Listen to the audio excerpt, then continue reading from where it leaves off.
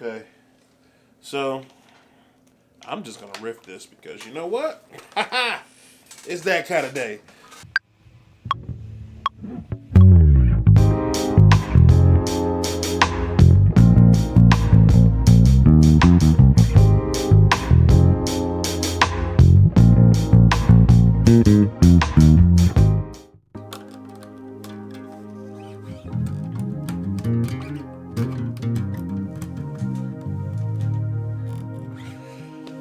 Interesting things about me is I did a video about all of the basses that I'm on. Oh, sorry. So I did a video about all the basses that I owned or that I currently have and that I've used and played. What I didn't do was a video on the basses that I had over the years and gave up, and so I've been kind of thinking about that. I've got some pictures I can throw in just to show you some of the things that I've had. An interesting thing to me that I think is something that somebody should talk about is the cost of musical equipment. When you're a beginner, you always get that beginner set, that beginner bass that comes in, maybe it's like $200. It comes with an amp and a case, a soft case, a strap, some kind of a tuner, a pick. For some reason they assume everybody needs a pick, and maybe a cable, and all of this stuff is really just cheap and kind of crappy gear anyway. And the idea is that you would get this for your kid who is showing interest in an instrument, and kind of giving them the idea to see if they're really serious about it. They can kind of learn and then move on to something nicer, something more premium, if they're actually serious about it. So you're not going to spend, $500, $600, $700, $800, $1,000 on somebody who doesn't even know if they like the instrument. And that makes sense. Where I've been is over the years, I've always been on a budget, always had other responsibilities, so I'm not dumping tons of money into musical equipment. Anything that I have now, I've accumulated over time, and usually it's not been new. Usually it's been somebody's hand-me-downs. So, for example, I have an Ableton Push 1. Not the 2, because the 2 came out, and then people started selling the 1s, and they started selling the 1s for way cheaper than they come new. So, the $800 MIDI controller that goes well with the expensive audio software, where the current one's $800. I got the old one for $2. Actually, it wasn't quite $2. But it works. It does everything it needs to do. I don't have the latest, greatest features, but it works for me. And I've kind of done the same thing with basses. I rarely ever buy a new bass. In fact, the last bass that I bought that was new was that Squier jazz bass, which was already kind of a more of a budget item anyway. And if you look at the same model now, it's actually more expensive than when I bought it. And I got it, not too long ago, which is kind of interesting that it's actually gone up in cost. Although I haven't noticed much difference between the one I got and the ones that are in the store now. But we'll let that one go. Another thing that's interesting to me though is there have been a couple times where I've looked at and actually just given them an honest chance, the really expensive boutique basses. I'm trying to think of a couple. There was the Sears, the PV Sears, and this was an ultimate bass that was like $1,200 to $1,500 when I was looking at it. And sometimes the really nice Sears, they were going at that $2,000 range, and it was just like, oh man, I could save my pennies and get this fancy nice bass. And I never actually got my hands on one, because my biggest fear is that I would save up for something, order it in the mail, get it later, and then really hate the thing. And the reason I can say that as a possibility is I've gone into stores, asked for the expensive bass, and then tried to play it. Gone into the stores, asked for the expensive bass, and then tried to play it. Now, if you know me, It's do or do not. There is no try. I'm going to show you a clip of a video of me trying to play one of the new Fender Ultra lines, 5-string, right? I really just was curious about it. It had a $2,100 price tag on it. It was either $2,000, $2,100 in this Guitar Center, and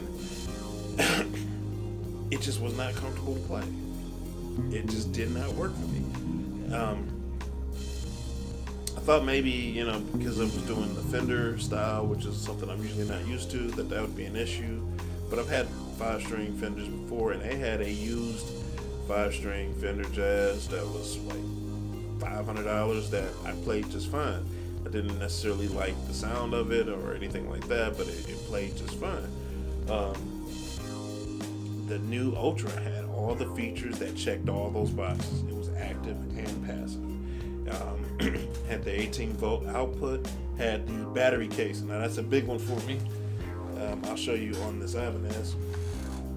The ability to change the battery without a screwdriver is something that I missed for many years.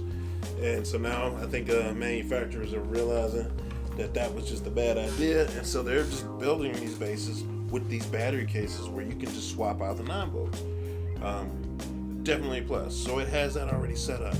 Has the active passive, has the premium EQ, has the noiseless pickups, which is the one complaint I have about the Squier Jazz bass I have.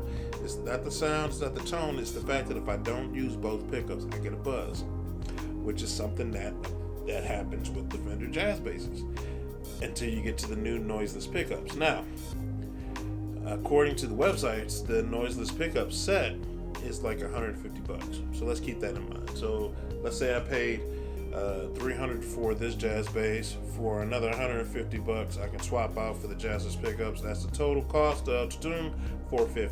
All right. Or I could buy the $2,000 5-string bass that I can barely play. Let's ponder the possibilities there.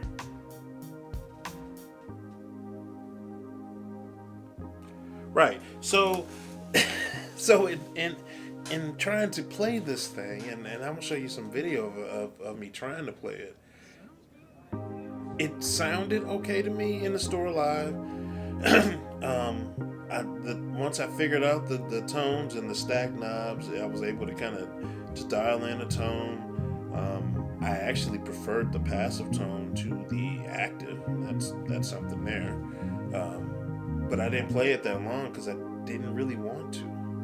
And that's the thing. It's like any other 5-string. And my wife pointed it out to me, and that's why it's good to go with your spouse. Go with somebody who knows you better than you know yourself. And she said, every time you've picked up a bass that you really liked, you just pick it up and it just works. And this one, it looks like you're really uncomfortable. She pointed out to me that it just looked uncomfortable. And honestly, I felt it was uncomfortable. And I still just kind of kept trying to play this thing. But you don't look as comfortable with it. Well, part of it is I think I need to have it on a strap.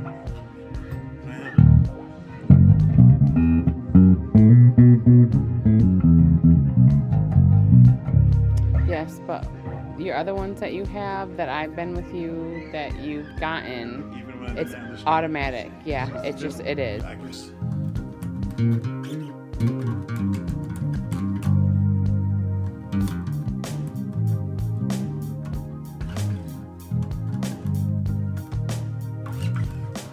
can just pick up my bass and play it, and I think that's an important thing.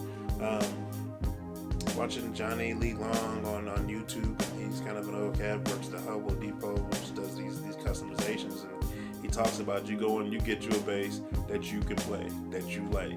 Don't get the one that's got somebody's name on it or somebody else is playing. You go, you pick it up, and if you can play it, that's the one you get. And you go from bass players and Victor Wooten loves the Federers, which are ridiculously expensive boutique basses. Some of these Lakelands are ridiculously expensive. Other bass players I've talked to have said, hey, I could go get this one Lakeland or I can get 2 of this other one. And really what it came down to is I picked up the $2,000 Ultra line. Ultra, brand new Fender, jazz style 5-string, and struggled with it. But I went to Chicago Music Exchange, and I picked up the $700 Marcus Miller Sire bass, and yeah, $2,000. And let's talk about that. Compare its features. So you got a jazz bass, noiseless pickups, active passive switch, got the preamp, got the battery compartment, similar materials. I don't know. And just the Sire basses in general, just looking at the way people have been playing them on YouTube and things like that, it just seems like those are just really anticipated basses. And then I picked one up and just kind of almost fell in love with it. I'm like, I almost regretting just not buying the stupid thing then, but yeah. I don't know. When you know your passion, you kind of, you find something that resonates with you. I think you know. Don't try to convince yourself otherwise. This vlog was kind of a rant, but that's okay. I'm staying on schedule. I'm posting this on Tuesday. I'm going to edit in some clips. I'm still going to keep plugging Collected and Calm. I'm still making some changes, making some tweaks. I think I'm going to call it more of an EP, because as I was trying to do this full-length album, I started feeling like I was putting in songs that were kind of fillers as opposed to the ones that I really am proud of. So we're not going to call it an album anymore. We're going to call it an EP, and I will be sticking that link up soon. And yeah, anyway, thanks for watching me ramble. If you made it this far, thanks for your support. Check me out, The 5-String Fury. I'm on all the streaming platforms, Facebook, Instagram. Check out the website, the5stringfury.com. I think I'll come up with a new intro song, because I'm always writing music and I'm always experimenting. It might be time to do a new intro song, and I'll come up with some kind of way to close it. Anyway, thanks for watching. Peace.